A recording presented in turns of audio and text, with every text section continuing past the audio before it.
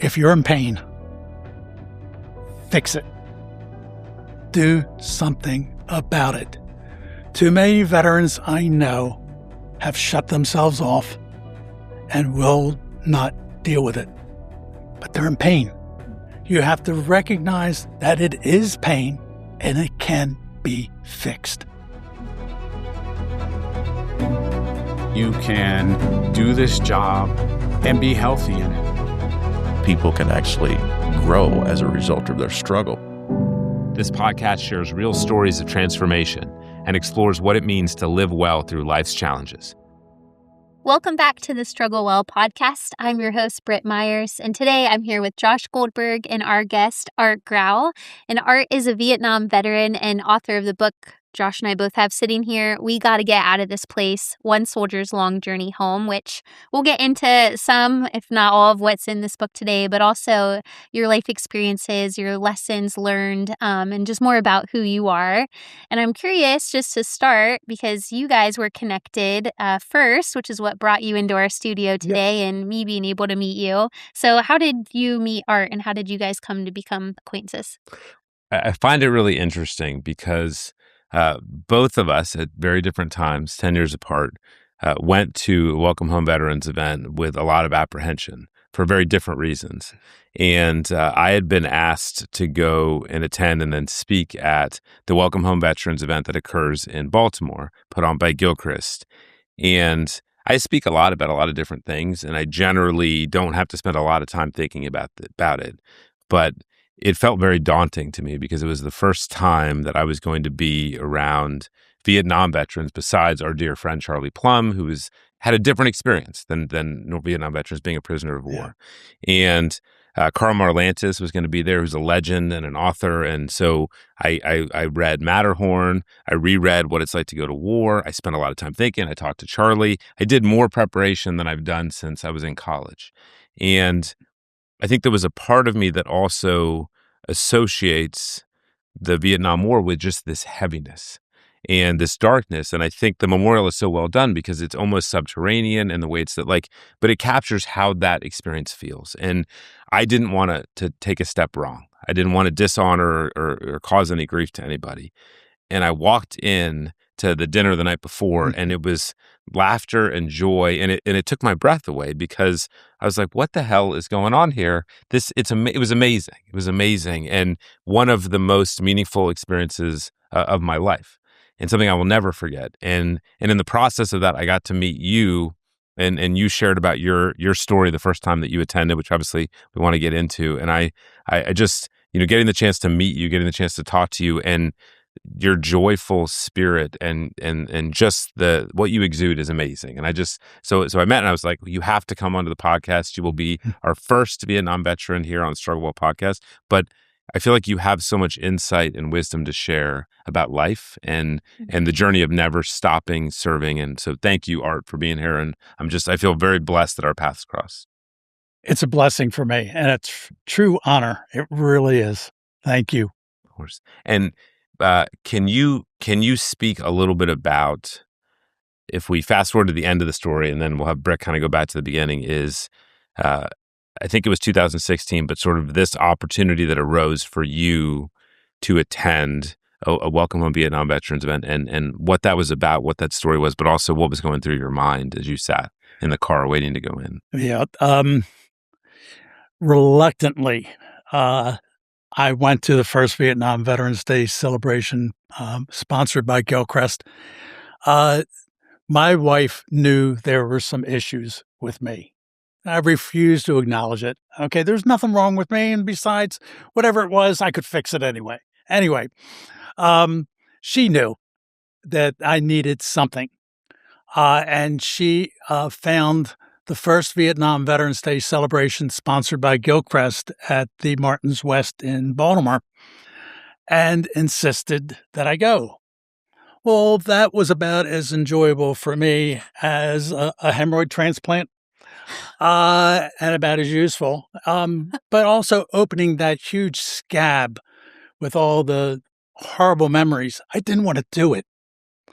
So I'm trying to think, well, I'm sure I can get out of it. Besides, there's no tickets. Well, she got me a ticket. 2 days later, I'm going there, and all along the ride, I'm thinking, "God, can I have a stroke? Can I have maybe, a heart attack, 3 flat tires? I gotta figure out some way to avoid this." A hemorrhoidectomy. Oh, yes. Yes, we'll take anything. That would have been more pleasant. Root canal, maybe. Yeah. Now I pull into the parking lot, and I just sat there trying to figure out how I can avoid this. I can't lie that I didn't go, but I have to come up with some good reason. So I'm sitting there trying to think of something, and I'm not sure what it was. Something got me out of that car. And I walked up to the front door, and there's a large crowd there, civilians and many in military garb. And as I walked up, they started thanking me, shaking my hand, saying, "Welcome home, and thank you for your service." It was like getting gut punched because I never heard it before. I never expected it. And it was so joyful. I walked in. Now, almost 50 years, I have miserable memories. I had all kinds of problems. Anyway, I walked through the front doors, and there are hundreds of Vietnam veterans there, some in full uniform, others with just some regalia. I'm looking around, and they're laughing. They are talking to each other, and I'm amazed because I realize, I was miserable, yeah, but they went through worse than what I did. So what am I miserable about? And I got to talk to more of them there, but that whole event just completely changed me to a point where I felt like my life started that day. Mm. Just the glory of it, but the warmth that I was shown, and being able to talk to other veterans. I had never talked to another Vietnam veteran since I came home. Mhm. So that was all brand new for me. And then to learn about Gilchrist, I had heard about Gilchrist before because I knew it was a hospice program.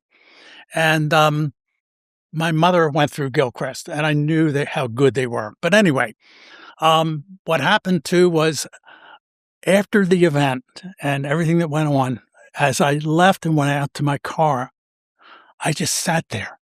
I couldn't breathe. It was just such an amazing event that I never expected. Mhm. So I went home and I talked to Kathy about it, and she noticed there was something really different about me.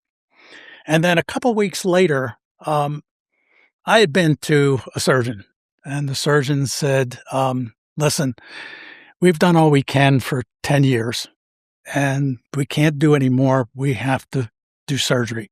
We've got to get some of your organs out." And it was devastating. So we're driving home, and we're talking about what our choices are. And the surgeon had even said, basically, don't worry about buying Christmas presents. And that just kind of shocked us. Now we're driving home, and I get a phone call. And Kathy said, "Your phone's ringing." She looked at it. She said, "It's Gilchrist." Now I'm thinking, okay, how did they know so fast that I was going to go into Gilchrist? Okay. Uh, but what happened was I had written a 3-page summary of what happened to me when I went to that event and how much it meant to me. And what they were asking me was, could they quote me at the next event? And I said, "Well, my God, of course you can. I'd be honored." So that's how I got started. They invited me to join their task force. It's like 40 to 45 very distinguished veterans and community leaders that develop veterans programs. And the one that I got started with first was something called Salute to Service. I still had my uniform from 1969, and I didn't know I had it. Well, I didn't have it. My brother did. He found it in an old paper bag in his basement after I joined Gilchrist, and he said, "You may need this." Well, of course. So anyway, so I use that same uniform when Still I do the fit. salutes. Good It's for you. wonderful. But anyway, the opportunity to meet distinguished veterans and their families that are going through a really difficult time with his end of life or her end of life. And so many people have said, well, how can you work in hospice? Those people are dying. And my response is, wait a minute now. If I didn't, I'd never get to meet them. I wouldn't know their stories. So just to meet them and be with the families, at this time was such an honor for me. Mhm. And I love doing it. And I've done hundreds of them since. Art, it's amazing to think that, part of what I was thinking about is a quote. I love quotes from James Baldwin, this author, and he said, not everything that is faced can be changed, but nothing can be changed until it is faced. You have Kathy, she's like, you're going to do this. And you go do this, and it opens up this completely, not just the community and the connection and the thank yous and perhaps some closure to this chapter, but also these opportunities to then be of service and reconnect with these veteran roots, which is so much of what Marlantis talked about community. Yes. It's amazing, and everything we do here is about post-traumatic growth. Mm-hmm. And at some level, it's like you've got to look at this stuff in the face. And if you do, things will arise that are opportunities that never would have happened any other way, that you will be deeply grateful for what came out of that experience, even if you're not always grateful for the things that caused you to have to face it. But it's interesting because sometimes I look back on all the decisions I've made and how things have kind of fallen into place, even though at the time I wasn't so sure. But there are potholes and potholes all along the way. But if there weren't, I wouldn't know how good it was. Mhm. See, so as miserable as I was about all my memories of Vietnam, when I experienced this new meaning and purpose of life, I couldn't be happier. Just to be able, and the thing is that I get thanked for doing this, and all I can think of, wait a minute, I can only thank you for letting me do this. Mhm. Because if I hadn't have gone to that first event, I don't know what I'd be doing today. I don't think I'd have the same purpose or meaning that I've got now. What a difference. Yes, for sure. And that's what I wanted to hit on is, like Josh said, going to the beginning, you had mentioned when you went to that event, it was the first time that you had heard welcome home and thank you for your service. And my uncle was drafted into Vietnam at age 19, so some similarities with your story. And he had said the same of when they came back through San Francisco, actually, that they were spat upon and, just called all sorts of names, and that he had a very similar experience he felt ashamed of that service. And by the way, he hadn't volunteered. He had been selected but to go. You didn't have a choice. Exactly. And so I just wonder, at that stage of your life when you were a teenager, it sounds like is when your career in the military began. But what took you to Vietnam? How did you end up over there? Back in early 1965, we knew there was something going on, some military action going on in Vietnam, but we never thought about it. Mm-hmm.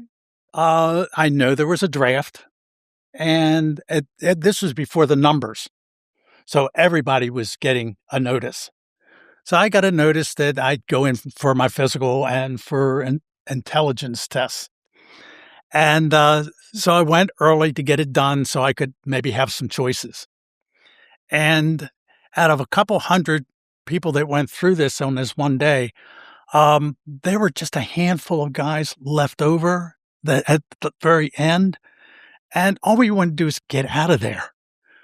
Well, we get taken into this small classroom, and there are folders on each desk with big, thick red borders on them.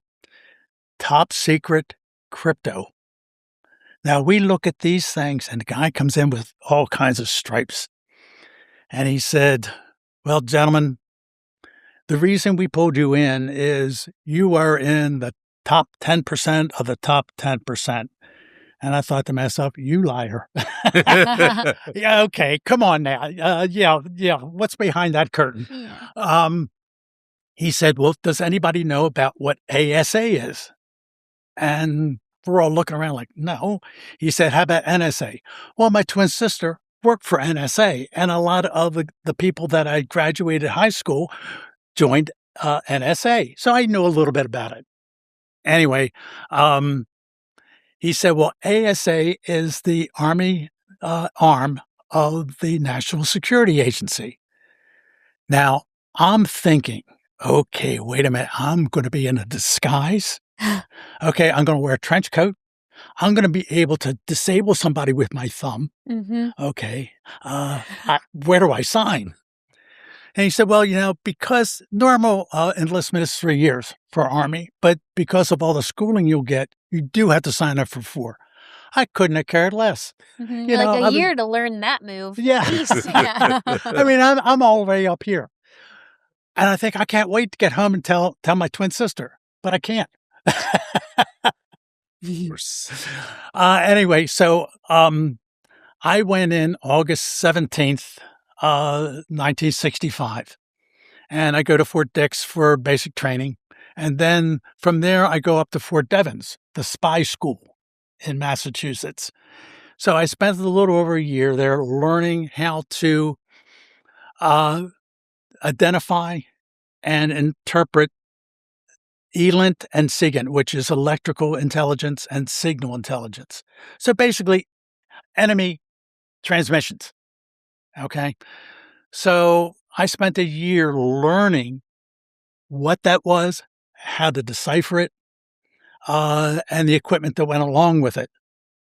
Now, the only drawback was that when I signed up, you get a choice of where you want to go also.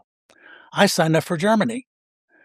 Well, there's not a lot of combat 21 years after World War II.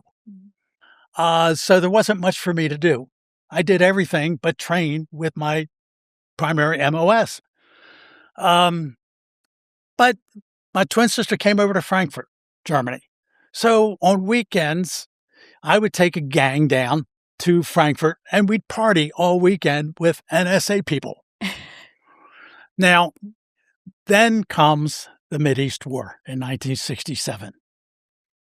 That changed everything because we were the intelligence unit connected with the 8th Infantry, which was airborne. And following the Mideast War, it was considered a STRAC unit, which meant that it had to be ready 24/7 to go anywhere in the world if for anything breaking out. Everything changed. We were washing communication vehicles in the snow. I mean, it every minute we were expected to be ready to haul. No more partying. No more partying. Yeah, party time. And there were a lot of guys that were coming out of Vietnam, being transferred to Germany, looking around at all this and saying, hey, enough of this. And the only way you could get out was to ask for transfer to Vietnam.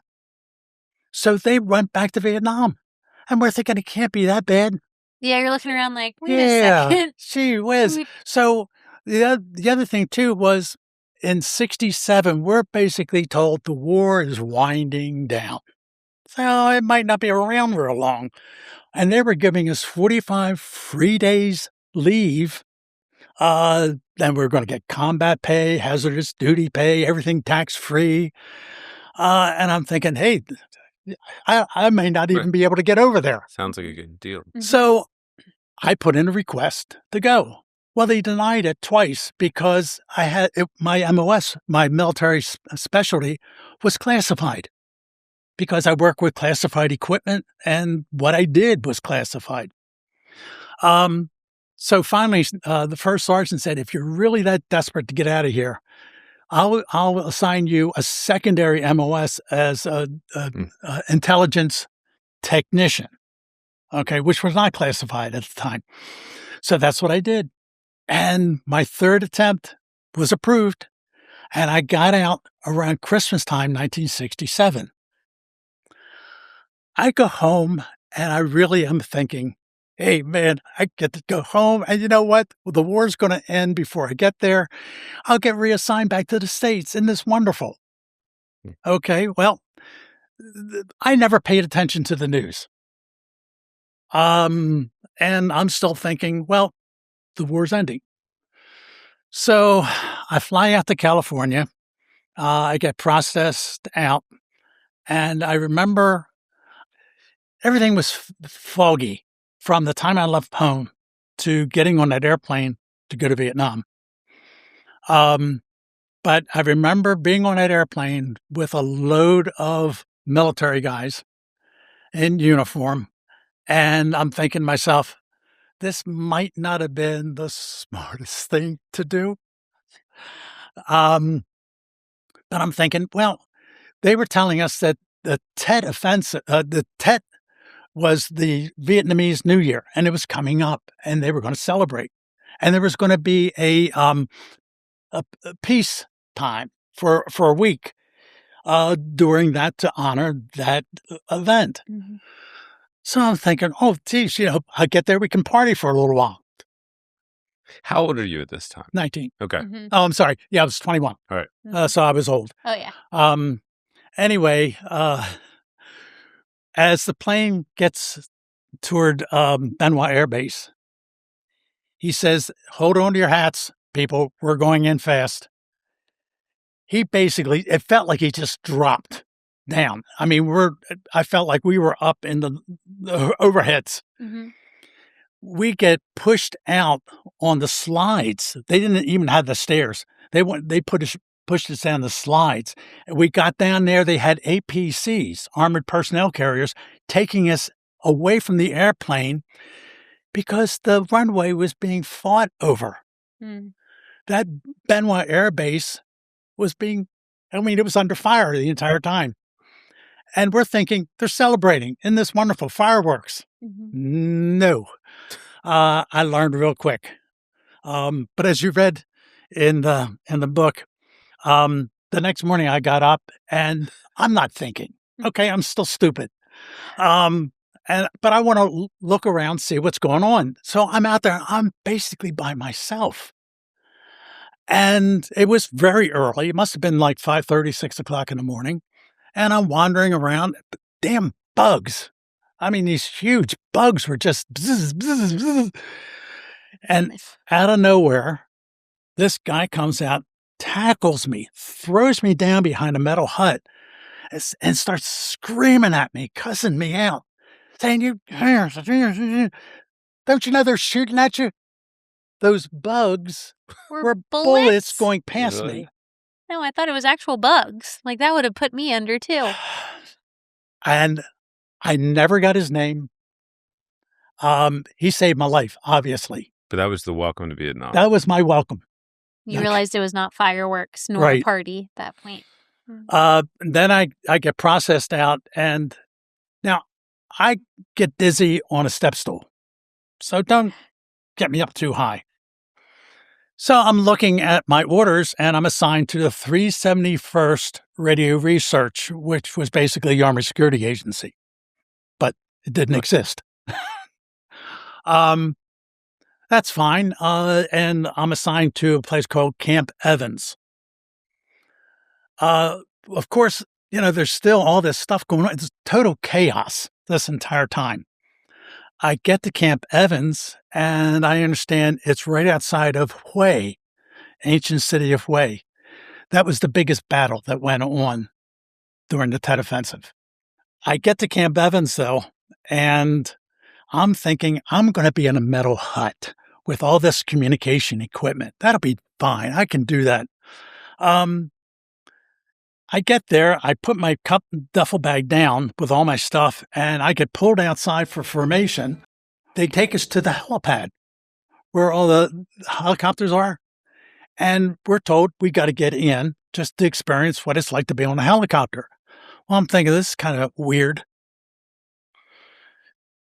The helicopter takes off. Mm-hmm. with me in it. Okay. Now I'm thinking, just set it down. Just set it down. Mm-hmm. I'm holding on. It's a canvas fold down seat, no seat belts, and the doors are open. I am holding on like this, and White knuckled. when he finally he does all kinds of maneuvering just to get us used to what it's like to be in a helicopter. Finally lands, and I felt like one of those slingies that goes down the steps like this. That's what it felt like getting out of there. And I looked at my palms, and I had the imprint of the canvas on both palms. Just so glad that I'd never have to do that again. Not realizing, wait a minute, I'm going to be sitting in the back of those things for a year with that communication equipment, flying over enemy territory to gather as much intel as possible. And it's like having a little target underneath of you. They also told us, well, use a flak vest because there's only a layer of sheet metal on the floor of the helicopter because they wanted it to be light with all the equipment that's in the back. It was so heavy. And they gave us a 45 sidearm because they didn't want us fumbling around with an M16 in a helicopter. Well, they said, okay, put the flak vest on your seat. And I thought, oh, that's great. That wouldn't have done a bit of good. Okay, it's useless. It's like wax paper. But they said, listen, there's two things you need to do once you think you're going to go down. There are white phosphorus grenades on top of each piece of equipment that you need to pull the pins, set it back on top so that it would burn through the equipment because it was all classified equipment. Didn't want it to fall in enemy hands. And the other thing was save one bullet because they said you do not want to get captured. They know who you are and they will get the information they want. It's that simple. So save that one bullet. That was a nice introductory. And that's all within how long of being in Vietnam? About 4 days. And getting in for my first mission, that was a little anxiety provoking, just a bit. I did not want to be there, believe me. And I'm thinking, well, maybe if I just fall out, I'll just get it over with real quick. Mm-hmm. But after a couple of days, I felt really comfortable being on that helicopter. And, we got shot at. But you almost get used to it. And when we'd fly back, we would get out and go around the helicopter and look at all the bullet holes. And then we would go back and patch them up. That was reality. Mm-hmm. And it's 24/7. It's not like you're out on mission and you come back. You're in an area that is always under bombardment. Mm-hmm. So it's 24/7. Anxiety, tough to sleep. Right. It's 99 degrees, 100% humidity all the time. So try to sleep. Well, we got 3 cans of beer a day. Warm beer. Mm-hmm. Okay. What brand? It was, oh my God, it was the greatest stuff. Schlitz, it's the cheapest brands. Yeah. Anyway. Only the finest, yes. But when new guys came into the unit, the first thing you do is go up and you introduce yourself and you ask, are you a beer drinker? And if they weren't, say, can I have your ration? I mean, eventually, over a period of time, you have a nice store of beer. And it didn't matter if it was warm. And we used to drink quite a bit at night or when we were in between missions, but we were always sober for the next mission. Mm-hmm. because we knew that it was not only for us, but for our team. Mhm. You don't be reckless. Were you Simple. guys talking to each other? Like you had mentioned when you came back, seeing that group of Vietnam veterans talking to one another really struck you. But when you were over there, were you guys decompressing at all, or were you Oh, just yeah. like Oh, trying to? oh, yeah, really did. I mean, there was a bond that it's difficult to explain. But when your life depends on the guy to your left and the guy on your right, you feel something so different. And you would give your life to save them. It's that simple. And the other thing too was you really focus on not thinking about going home. And you really do start thinking also, I'm not getting home. So you really stop worrying about it. If you focus too much on, oh, how many days left? And oh my God, I can't wait to get out of here. And I want to go home. You don't use your brain to do what you're supposed to be doing. So you really have to set your mind to, I'm not going home, so I'm just going to do my job. Simple. Mhm. And when that day finally came, I extended for about 3 weeks because I could get an early out. So that meant I was there for almost 13 months. And it took a long time to actually decide to do that. Spending another 3 and some weeks in Vietnam was not preferable, but I didn't want to go back and do another Army thing. I'd had it. Is it FTA? Is that the expression? Oh, yeah. The airplane, when I was in Germany, when we were doing all this crazy stuff, we were told to spot paint all these vehicles. Okay. So we were up on the top of these communication vans, spot painting any rust or discoloration or whatever. Now, there's no two cans in the Army that are exactly the same. Green. They're Yeah. all different shades of OD. So what did we do? We got on top and we started doing FTA, You know what that stands for? which I is think I could the figure it out. Army. Yeah. Okay. Now we're thinking, oh, this is great. A little passive aggressive, but nobody's ever going to see it. Well, the big wigs are flying over about a week later, okay, to inspect us, and they see FTA on all the vehicles. They're like fireworks tomorrow afternoon. Yeah, Oh, perfect. well, what are they going to do? Send us to Vietnam? Oh, I mean, come on. yeah. Oh, my God.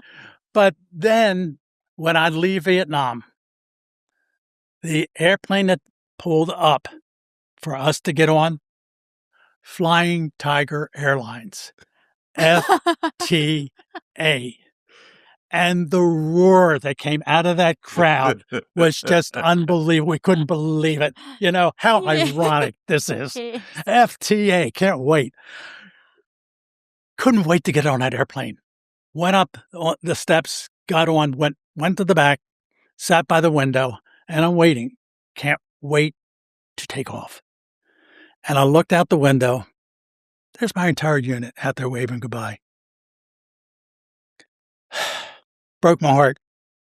I'm leaving them behind, and I'm never going to know what happened to them. So that left a huge void for me. Just the joy of going home, but then all that hurt and guilt of leaving just struck me, and I never really got over that. And then landing in California, that was not fun. And there was a huge crowd out there behind a chain link fence screaming and yelling at us. And the thing was that I was so angry, but I could not turn around and do anything. I just kept walking because all I could think of was I just lost 5 good friends over there. And not only will they never come home again, but their families have to deal with this, and they have to face these clowns. I was so angry, and I carried that anger all those years. And that was part of, these memories. But also just getting home, I just decided, you know what? What just happened the previous 4 years is gone. Literally and figuratively, I put everything up in the attic. And I told no one, only my immediate family. I was in the Army, much less Vietnam. Nobody knew. I would not talk about it because that was not the time to be recognized. Or can I, because my recollection from the book is on your journey home back to the East Coast, and it connects back to sports, but you ended up on the plane with members of the Washington Bullets and West Until, which it choked me up, the story. But can you just share, like, you get back, you've got these protesters, you're awakened into this world of like, because when you were in Vietnam, did you have any idea how divisive and much unrest was? No idea. I mean, the only communication that we had was the radio, Armed Forces Network. Got it. And Stars and Stripes. Do you think they're going to publicize all the outbreak that's going on in the country? No. So I was flabbergasted and amazed because, wait a minute, we didn't start the war. We were told, go. And we did. And so many guys and women that didn't get drafted, but there's so many men and women that went to Vietnam because they felt it was their duty. And it was it was crazy. It was just crazy that these people were just being dissed completely.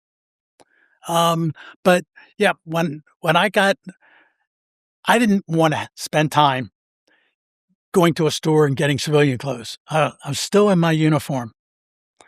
Not the smartest thing, but I was so anxious to get home. And I went to the very back of the airplane. And I just kind of sat there like this the entire time. We went to Chicago, and we were there for quite a while.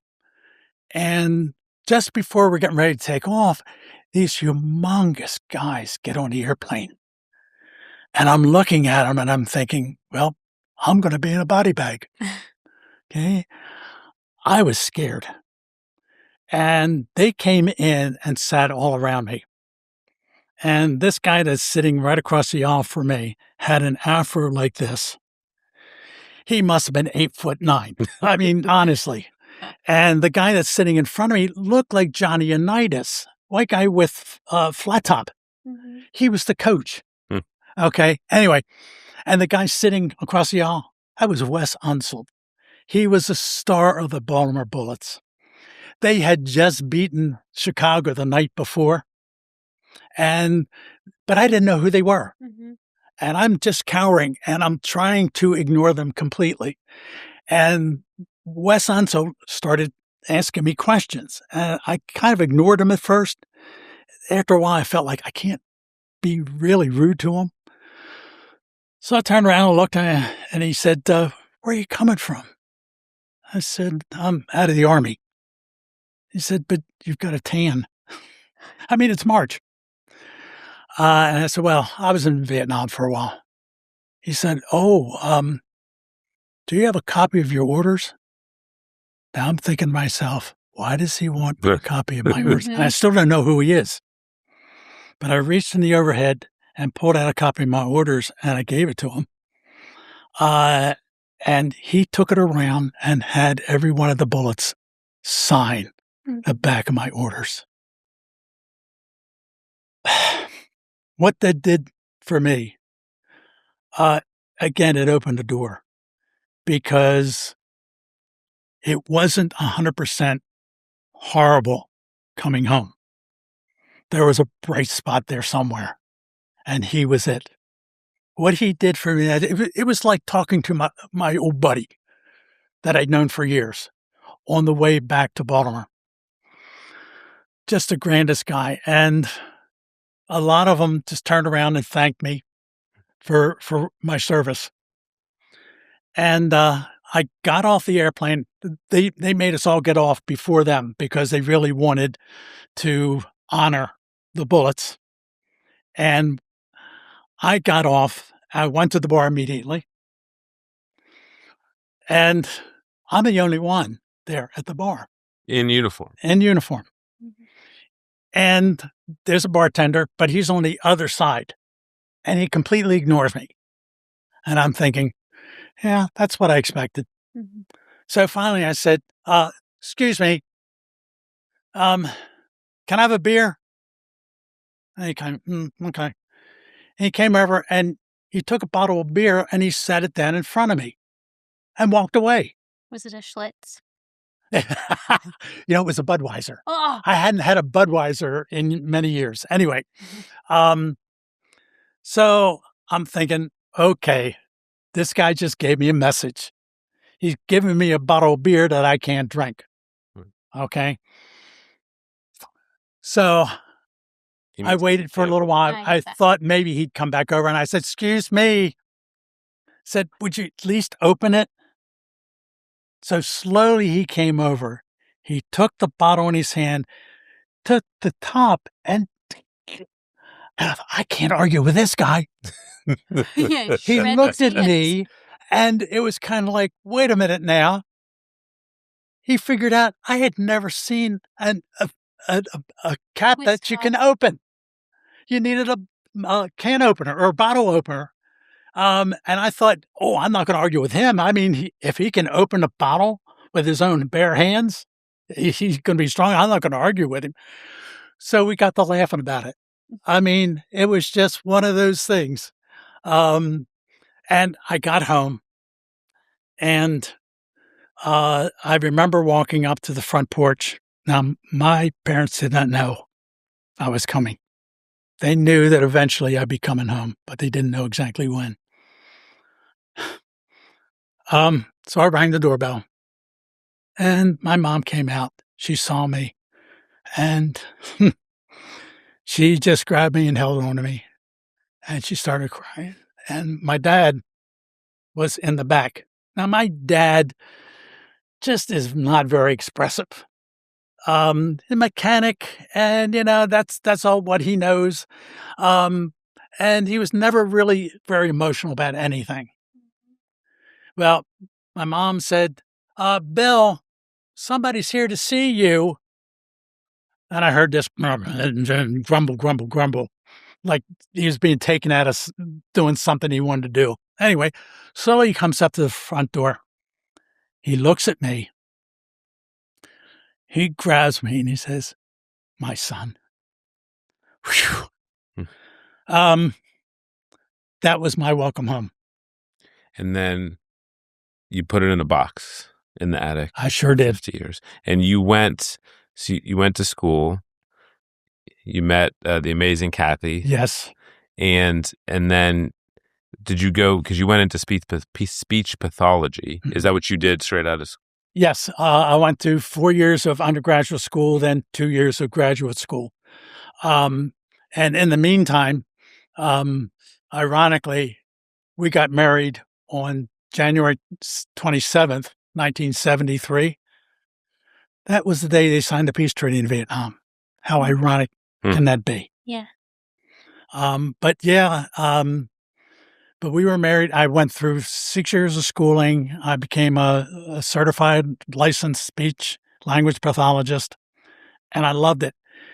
But one of the reasons why I wanted to do something like that instead of something more mechanical, whatever, engineering, because I had background in high school engineering. Yeah. I saw enough destruction, horror, and damaged people. I really wanted to help work with people. So I got a job working in medical rehab for all those years. And I loved every minute of it. I think you were the top 10% of the top 10%. That's all I'm hearing over and over again. I still question it. Yeah. How was it with Kathy, like you had shared that you weren't talking, your own family didn't know, They didn't. were you disclosing to her, or did that come later on in your marriage? Before we got married, she knew I was a veteran. That was about it. And that I talked about being in the Army. Mm-hmm. Never said anything else because I was afraid I'd scare her away. She was in social work and fairly liberal, and had actually gone to some anti-war rallies. So she mentioned that, but I realized I need to keep my mouth shut. I had taken a lot of slides while I was over there, and in my book you see some of the pictures. But anyway, we went down to Disney World for a week right before we got married, and I took my slides with me, and I met a buddy I knew from Germany, and I showed him the slides, and Kathy she was rather upset. She said, "I've never seen how you change like that." She said, "You were cold. You were angry. It wasn't you." And she said, "You either destroy those slides or you put them away and never get them out again." Mm-hmm. You became a different person. Like you went, because you basically packed it away. You packed it away and you were able to navigate, but then that world started to intersect with your other world. Yeah. I mean, I had slides of the first night I was there, and at night you could see the firing from jets going overhead, all the tracers coming down. So I got some slides of that. I actually had slides of bodies in Saigon as we went in at one point. They were all taken away. I had great slides of the Bob Hope show, December 28th, 1968. They went through all my slides. I had luckily sent some home. The ones in the book. Oh, the Army did. Yes, the Army went through all my slides and just basically took most of them. Why the Bob Hope ones? Yeah. Just they wanted them for themselves. So, and so you're being of service. You're engaged in speech pathology. Ironically, I can't say that. I can help you with that. Yeah, thank you. and you have kids and Kathy clearly, and this is like the role of people in our lives, but Kathy clearly knows that there's some things that you haven't grappled with. Yes. And absolutely. And encourages you to go and to look there, which is how you end up at the Gilchrist event. Mm-hmm. And had you worn, I mean, I see you wearing your hat. I assume that you did not wear that hat 15 years ago. No, that's correct. And so, because it's like, what you're describing is like you talked about the guilt of leaving the unit. You have talked about the things that you experienced and the people you lost. Then you come home and you have to sort of pretend like none of that ever happened. Yeah. And then now you have this nudge to do those. And it comes back to what you started talking about is you started to be able to, it sounds like, and I don't want to put words in your mouth, is to both reconnect with this community that had been an important part of a period of your life, mm-hmm. and to sort of fully integrate your life. If that makes sense? Is that fair? Yes. But the journey along the way did have a lot of bumps to it. And there was one particular time when there was a family crisis. And I was under a lot of stress. And I crashed. I just crashed. And I wound up seeking help. And the doctor was just wonderful. He really helped me. The only thing was, I never talked about Vietnam. He never had an idea. So you only talked about what was happening in the moment. Exactly. Mm-hmm. And Kathy kept saying, but you've got to talk about it. That's something that's in your life that you need to fix. And eventually I talked to him. It's like it just started blurting out. I mean, I couldn't stop talking about it.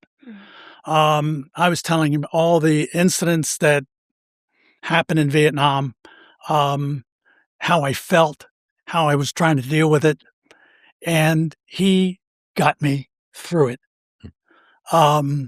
Because honestly, Kathy and I had a really strong relationship. We still do.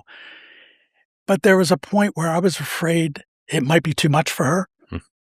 And I didn't want to destroy that. But I knew that I needed help. I couldn't fix it myself. And he's the same person who I had shown him stuff that I had written. And also, he was one behind it who said, this is something special. You really need to think about it. No, I'm not publishing it. I'm not publishing. But you need to do something with it. Yeah, and I think about two things. Marlantis said at the event, he said that what you have to do is turn your ghosts into ancestors, which I thought was really a beautiful phrase, right? Yeah, it sure is. Yep. And do you feel like that's been your journey? It has been. I have, because of Gilchrist, and the book has been a big help too, because when it was finally published, there were so many people that read it and said, thank you. And there were many family members who said, there's a guy in our family who will not talk about anything, but when I gave him your book and he read it, he opened up. And I felt like, wait a minute, I did something really special here. And the other question I have for you, whether it's Vietnam or the more recent generation, what's your advice of having gone through this journey in 50 years of putting it in a box about dealing with your stuff, about seeking help? What would you say in terms of how you would mentor your peers as well as the current generation? If you're in pain, fix it. Do something about it.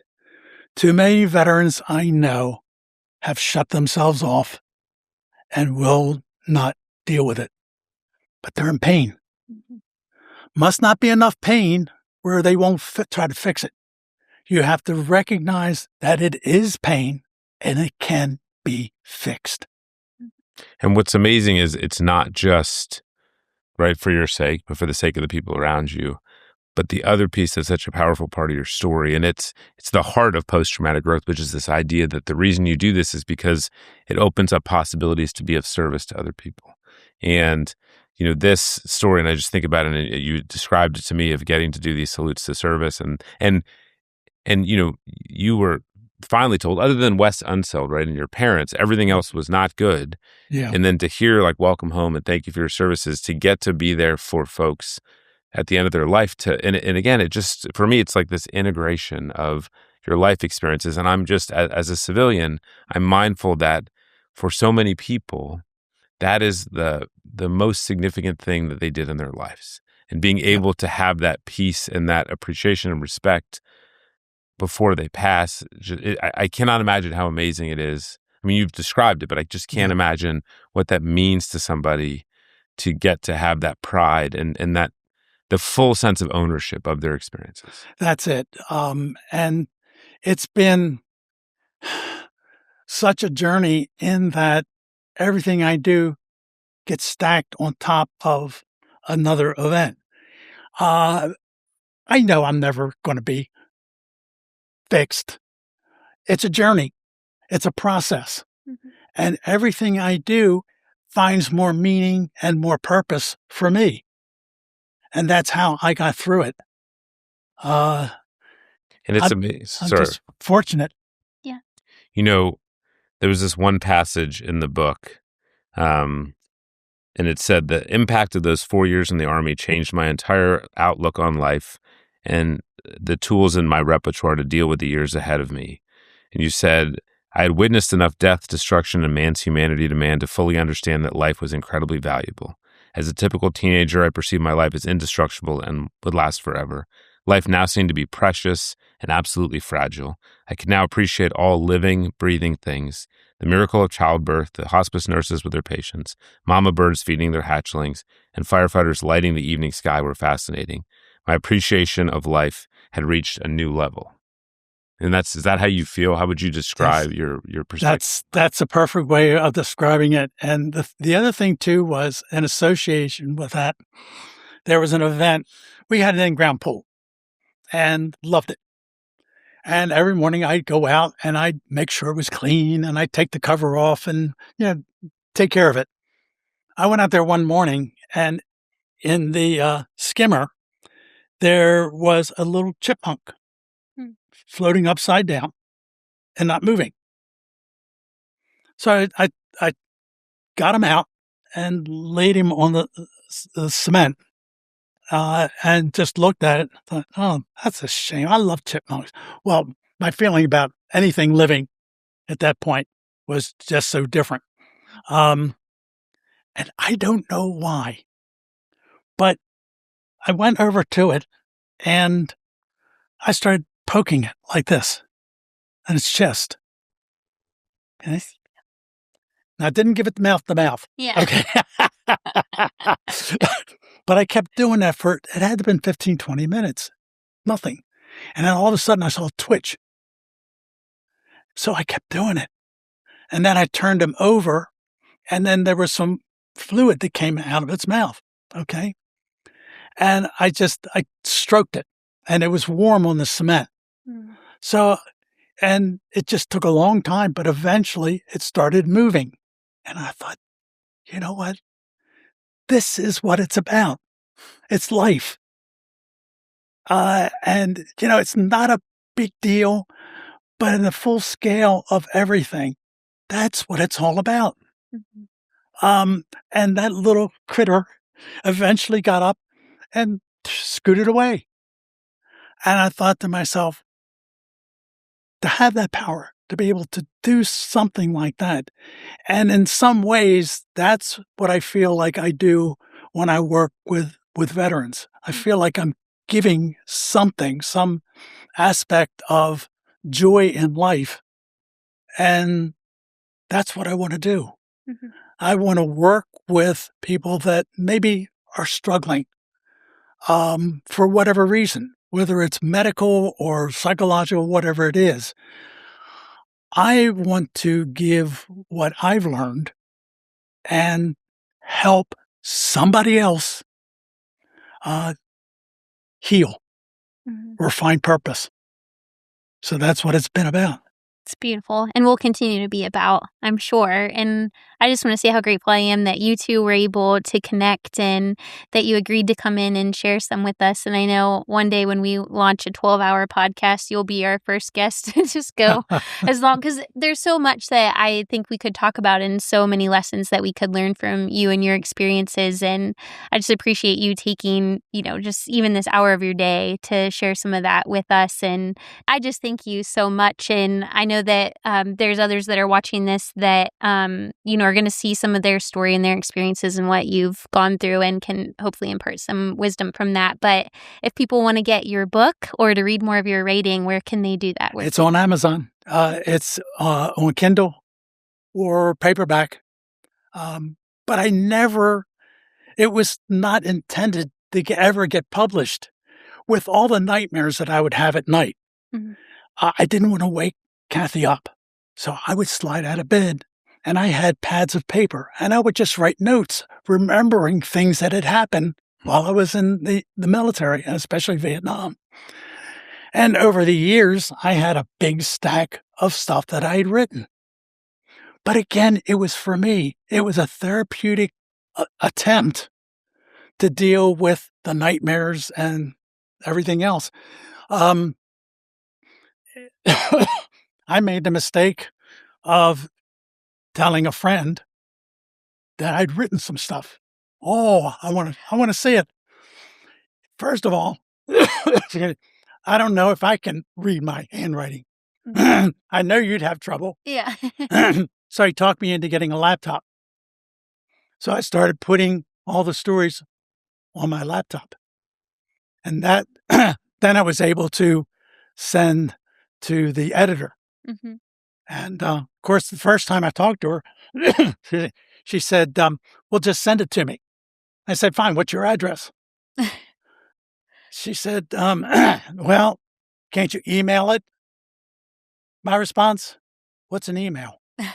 That's where I was technologically. I haven't changed a whole lot since then either, but I learned how to put everything and even the pictures in the book. Or one of the things that just strikes me in your story is, you have the unknown gentleman who tackled you and saved you. Yeah. You have Jimmy. You obviously have Kathy. But these people who showed up in your life who at these important turning points, or maybe even just have create the turning points, is just such an amazing. It's amazing the role that other people can have in somebody's life, and the way you do that and show up in people's lives, and you do it. And like you said, you're there to say thank you, but they're thanking you. And it's sort of this beautiful, mutually beneficial experience where everyone feels enriched and everyone feels like they received something, but everyone also feels like they've given something. And I just want to thank you and the thing that struck me in our conversations is your vitality. It's just the zeal and the passion and the joy you have for life. And I just, I did find it really striking that I don't get apprehensive a lot, but I was definitely apprehensive. And then when you told me about your experience, and I left that day with not the same feeling in the way you did, but with a very similar feeling, driving back with Mike in the car, being like, that was one of the most amazing days of my life. And part of that was because I got to share it with you. So thank you for the blessing of your friendship and for being with us. It's a joy, and I cannot recommend the book enough. And I think it feels like it's everything. It's all of.